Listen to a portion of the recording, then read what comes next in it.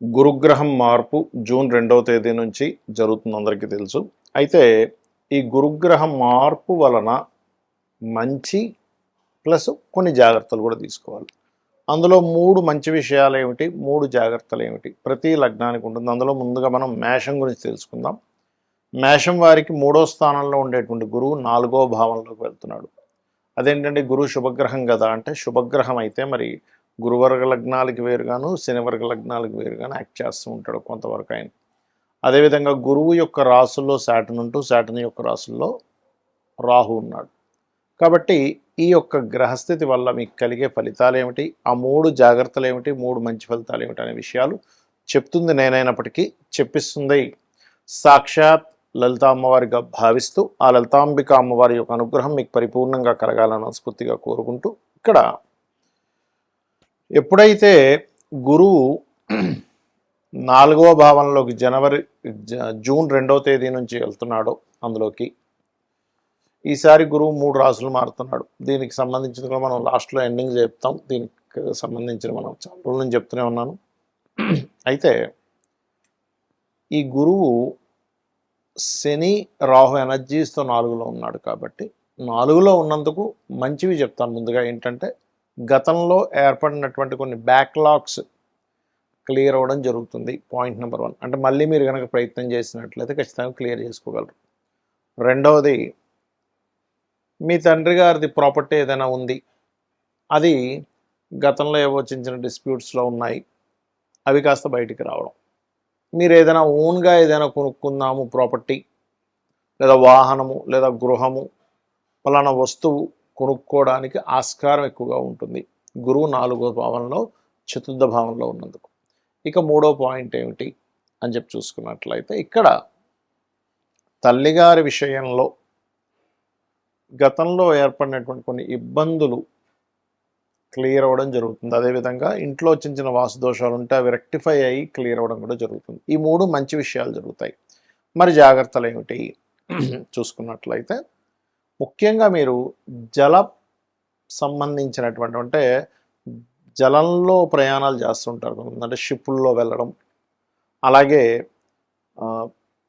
ఈ నదీ ప్రవాహాల దగ్గర కానీ లేకపోతే సముద్రాల దగ్గరగా కానీ కొంచెం నివాసం ఉంటూ ఉంటారు. అటువంటి వారు మాత్రం మేషం వారు ప్రత్యేకంగా జాగ్రత్తగా ఉండాలి, గుర్తుపెట్టుకోండి. ఇవి 2. ఇంకొక విషయం ఏమిటి ఇక్కడ అంటే, మనము మంచి చేద్దామనుకున్నా ఒక్కొక్కసారి నిందపడవలసిన పరిస్థితి కూడా ఇస్తాడు గురువు.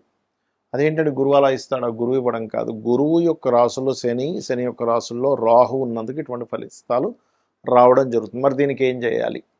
శని రాహు గ్రహాల దగ్గర కనుక మీరు దీపారాధన కనుక చేసినట్లయితే ఖచ్చితంగా ఆ యొక్క దోషం అనేటువంటిది తొలగిపోతుంది.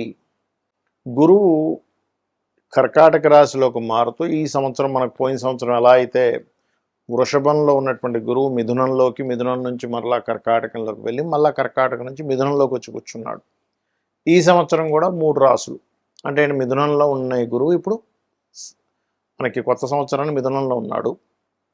అలాగే కర్కాటకంలోకి వస్తున్నాడు జూన్ 2కి, నవంబర్ 1కి అలాగా సింహంలోకి వెళ్ళి కేతుతో కనెక్ట్ అవుతున్నాడు. దీనివల్ల దేశకాల పరిస్థితుల్లో ఎందుకు ఇంత ఇబ్బంది? ఎందుకంటే గురువు ఉచ్చస్థానంలోకి వెళ్తుంటే ఇబ్బంది ఏంటండి? నేను చాలా రోజుల క్రితం చెప్పాను ఏమండి, గురువు కాదు, గురువు యొక్క స్వరూపం పూర్తిగా పాడైంది అని.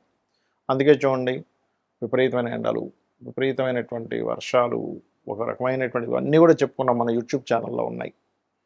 అదేదో అంటే విపత్తు వచ్చేస్తుంది అనేటువంటివి మనం వింటూ ఉన్నాం వార్తలు. ఎందుకు కారణం ఏమిటి అంటే, సర్పదోషాన్ని ఇన్నర్గా క్రియేట్ అవుతుంది అక్కడ. సర్పదోషం ఎలా క్రియేట్ అవుద్ది? రాహువు వల్ల, కేతువు వల్ల. రాహుకేతువులు ఇంకొక గ్రహంతో కంజక్షన్లో ఉన్నప్పుడు సర్పదోషాలు క్రియేట్ అవుతూ ఉంటాయి కదా. రైట్. అయితే ఈ కంజంక్షన్ విషయంలో ఇక్కడ ఒక మంచి కంజంక్షన్ కూడా ఉంది, అది కూడా ఏంటో చెప్తాను. ఒకటి, కర్కాటక రాశిలోకి జూపిటర్ ఎంటర్ అవుతున్నందుకు జలప్రలయాలు, జలం మూలంగానే కొన్ని వైరస్లు రావడం, ఈ కుజుడి మీద ఈ గురువు మీద కుజుడి యొక్క దృష్టి ఉన్నందుకు ఆ యొక్క దృష్టి మూలంగా కొన్ని కొన్ని యుద్ధ సంబంధించిన అనవసరమైన ఉద్యమాలు, వద్దన్నా సరే పిచ్చి పిచ్చి ఉద్యమాలన్నీ కూడా జరుగుతాయి ఈ లోకంలో. విపరీతమైనటువంటి కొన్ని ఉద్యమాలు జరగనున్నాయి, గుర్తుపెట్టుకోండి. అవి తలా తోకా లేనటువంటి ఉద్యమాలు. అనవసరంగా ఎందుకు చేస్తున్నారా ఇప్పుడు ఈ ఉద్యమం అనుకోవడం. కొన్ని మంచివి కూడా జరుగుతున్నాయి, మంచిగా ఉండవని నేను చెప్పట్లే. పాపం వాళ్ళ న్యాయం కోసం పోరాడేవి కూడా ఉంటాయి, అందులో ఉండవని నేను చెప్పట్లేదు. ఎందుకంటే కుజుడు ఓన్ హౌస్లోకి ఉండి గురువుని చూస్తున్నాడు. కర్కాటక రాశిలో ఉండే గురువు. కర్కాటక రాశిలో ఉండే గురువు అంటే ఏంటి? విద్యార్థులు, విద్యా సంస్థలు, విద్యా సంబంధించిన విద్యార్థులు కొన్ని ఉద్యమాల్లోకి ఎంటర్ అవ్వడం ఇస్తాడు ఇక్కడ.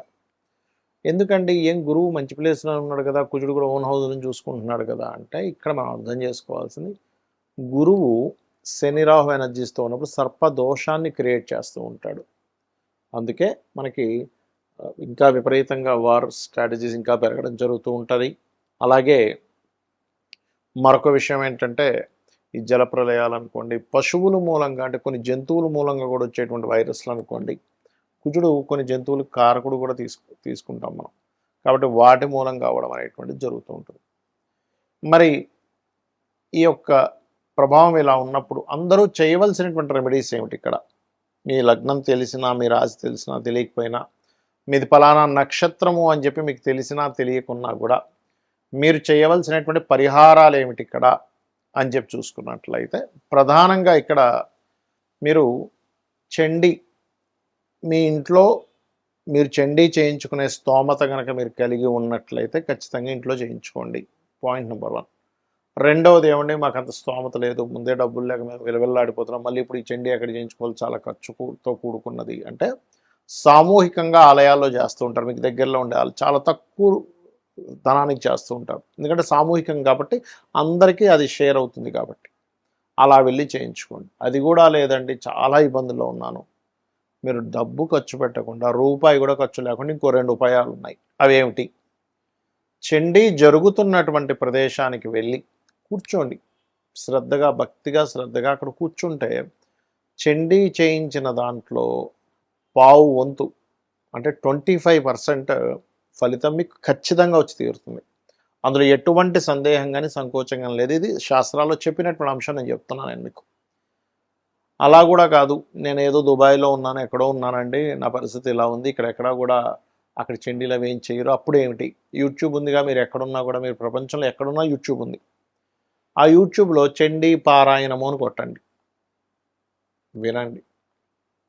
ఏమిటండి అంత కన్ఫ్యూజన్గా ఉందనుకుంటే లలిత వినండి, కనీసం సరిపోతుంది, ఏమీ అక్కర్లేదు. ఎందుకంటే మీకు స్తోమత ఉంటే ధనం పెట్టి చేయించుకోండి, స్తోమత లేకపోతే కేవలం లలితా సహస్రనామాలు విన్నా మీకు ఆ ఫలితం వస్తుంది. అమ్మవారు అమ్మలాగా కాపాడుతుంది, ఒక బిడ్డని ఎలా కాపాడుతుందో అలా కాపాడుతుంది. ఎలాంటి వాటి నుంచి కాపాడుతుందండి? అనవసరమైన విపత్తుల్లో మనం చిక్కుకోకుండా.